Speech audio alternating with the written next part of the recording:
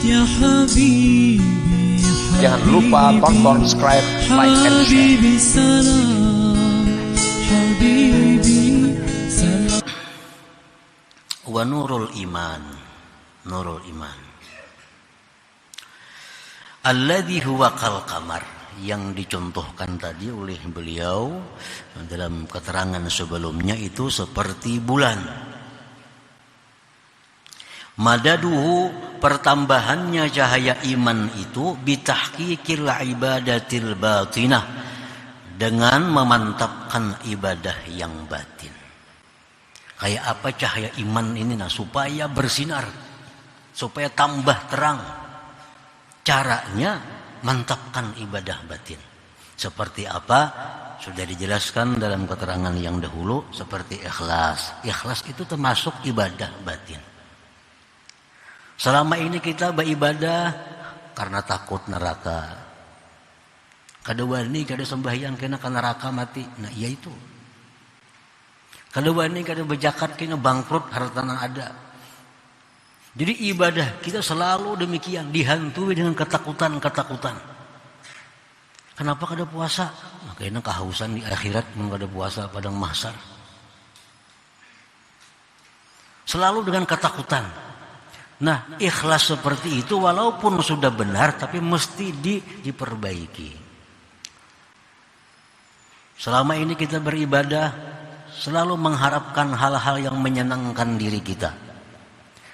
Kenapa sembahyang malam? Supaya masuk surga. Nah, kan yang nyaman diri kita. Kenapa bersedekah? Supaya selamat. Nah, selamat berarti kesenangannya kepada diri kita.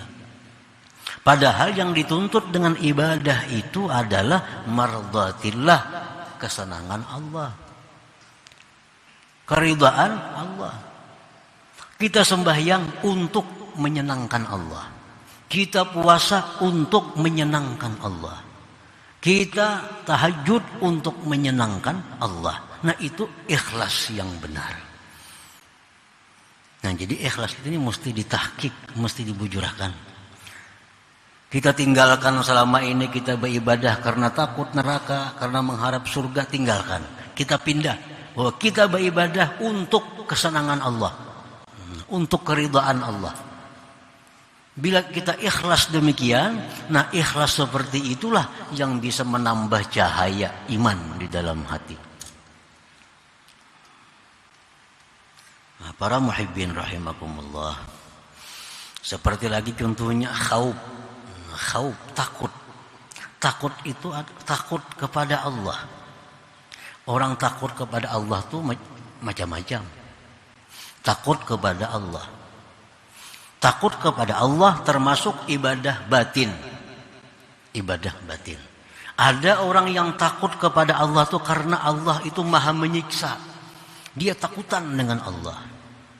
Ada orang yang takut kepada Allah karena Allah bisa berbuat apa yang dia kehendaki.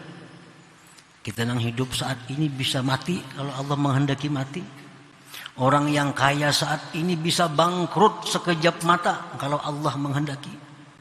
Nah, takutan kita lawan Allah itu. Tapi takutannya karena demikian. Nah, walaupun itu sudah benar takutnya, tapi hendaknya takut kita mesti berpindah. Jangan takut karena itu kepada Allah. Kita takut kepada Allah itu karena keagungan Allah. Takut kita kepada Allah karena kebesaran Allah. Takut kepada Allah karena keperkasaan Allah subhanahu wa ta'ala. Itu lebih baik takutnya daripada takut terhadap siksa Allah subhanahu wa ta'ala. Nah, bila takut kita kepada Allah ini karena keagungan Allah, kita takut kepada Allah karena kebesaran Allah, takut seperti itu yang menambah cahaya iman di dalam hati kita. Nah, para muhibbin rahimakumullah, wa alamatu isyrakihi wujudu halawatil ibadatil batinah. Tanda bersinarnya cahaya iman itu adalah didapatnya manisnya ibadah batin. Kalau dia beribadah itu ikhlasnya, ikhlas yang benar, dia beribadah, dia ikhlas karena ingin mencapai keridhaan Allah, maka hatinya sejuk. Nah, bila dia mengingat Allah, hatinya ingat kepada Allah, hatinya akan nyaman. Nah, itu buahnya.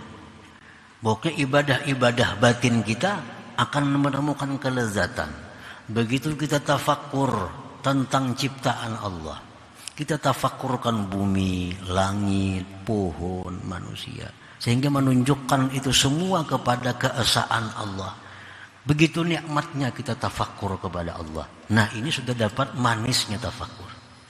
Itu tanda cahaya iman dalam hati kita terang.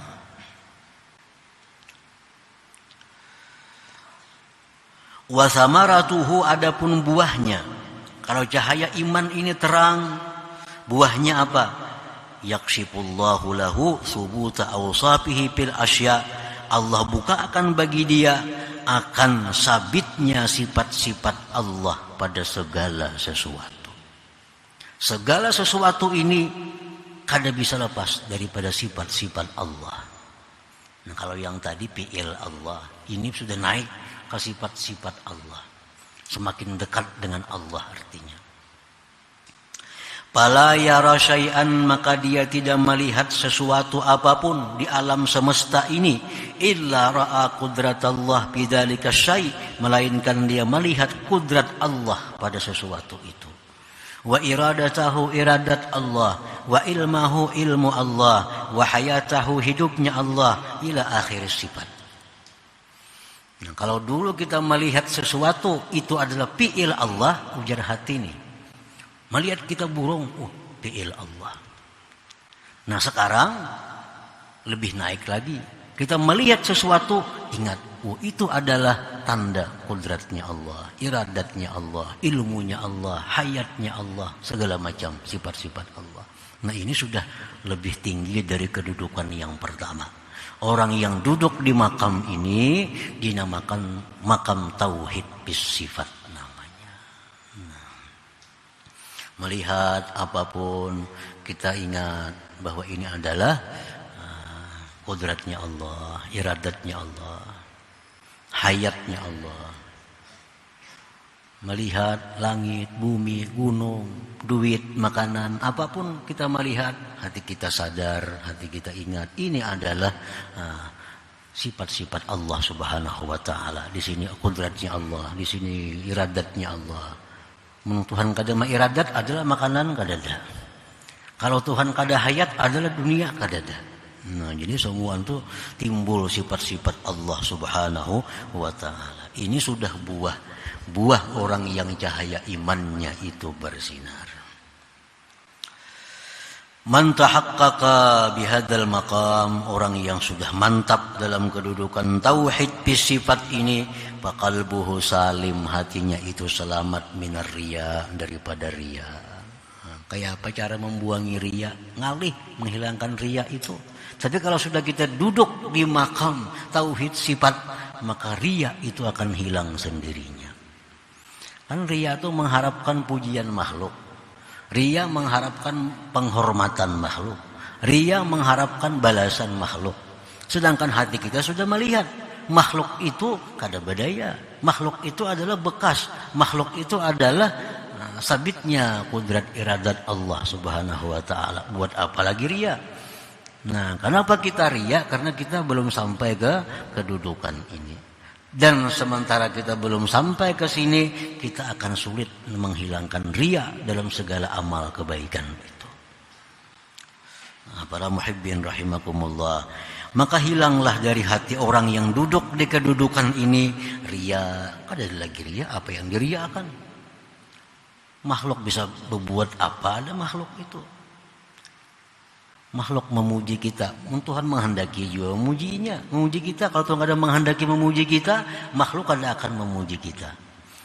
Kita mengharapkan makhluk membalas. Kalau Tuhan kada menghendaki itu, kada akan membalas makhluk kepada kita. Nah, jadi kalau sudah demikian, riya kemana lagi bukanya? Kemana lagi larinya riya? Kada ada lagi. Dengan sendirinya, riya itu akan lenyap dari hati kita.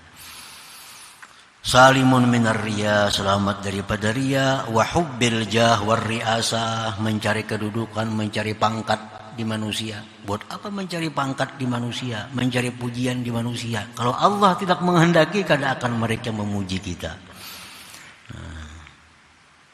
Wal i'timad ala ghairillah, selamat hati kita berpegang atas selain Allah. Wal unsi bi khalqillah, selamat hati kita daripada jinak, senang dengan makhluk Allah Subhanahu wa taala. Para muhibbin rahimakumullah. Jadi hikmah 151 ini adalah membicarakan dua cahaya. Dan beliau tidak membuat yang terakhir, yaitu nurul ihsan, cahaya ihsan. Mungkin di hikmah yang akan datang, mungkin yang keberapa akan dijelaskan beliau bagaimana kita mendapatkan buah daripada nurul ihsan. Sedangkan di sini hanya dua, buah nurul Islam, cahaya Islam, dan buah daripada nurul iman, cahaya iman. Ahmad ya Habibi, Jangan lupa tonton, subscribe, like, and share. Habibi salam.